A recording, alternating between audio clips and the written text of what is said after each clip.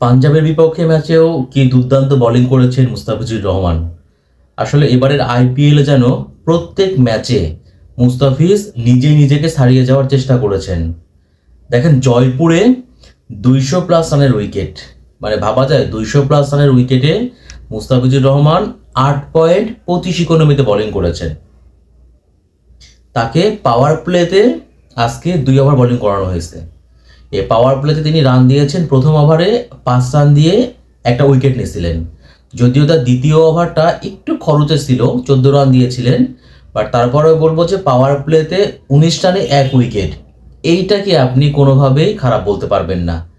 তারপরে যখন নিজের তৃতীয় ওভারটা বোলিং করলেন মুস্তাফিজ, সেই ওভারে রান দিয়েছেন মাত্র 4 এবং একদম শেষ ওভারে গিয়ে রান দিয়েছেন 10।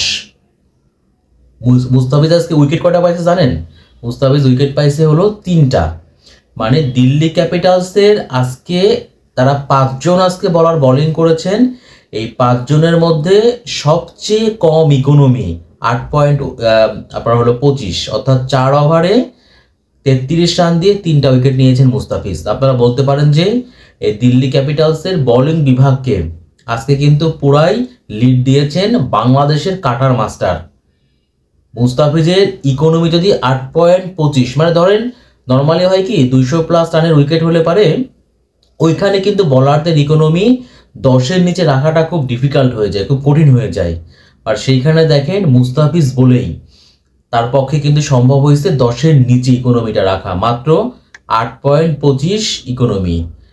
তাকে তো মিচেল স্টার্কের বদলে নেওয়া হয়েছিল, আমি জানি না মিচেল স্টার্ক থাকলে পারে তিনিও এইরকম মুস্তাফিজের মতো এইরকম দুর্দান্ত বোলিং করতে পারতেন কিনা।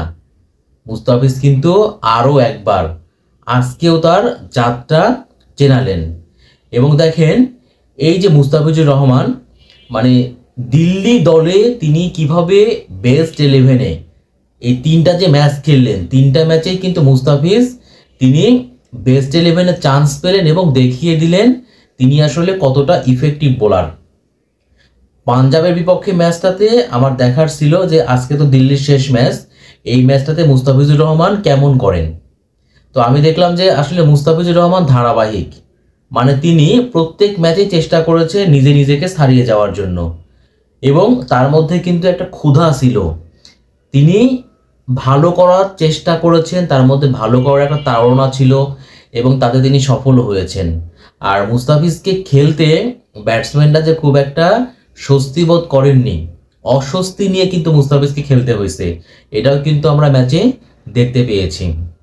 আসলে আইপিএলে মুস্তাফিজের যে পারফরমেন্স, আপনাদের বলতে হবে কি জানেন, পারফরমেন্সটাকে বারুদ বলতে হবে, বারুদ।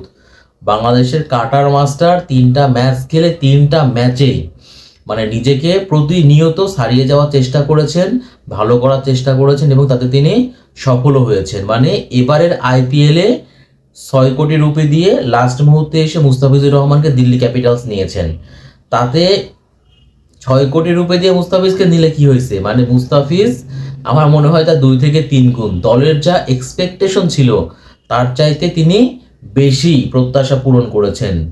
বাংলাদেশি পেসার বলে কথা ভাই, মেড বাই বাংলাদেশ আমাদের মুস্তাফিজুর রহমান।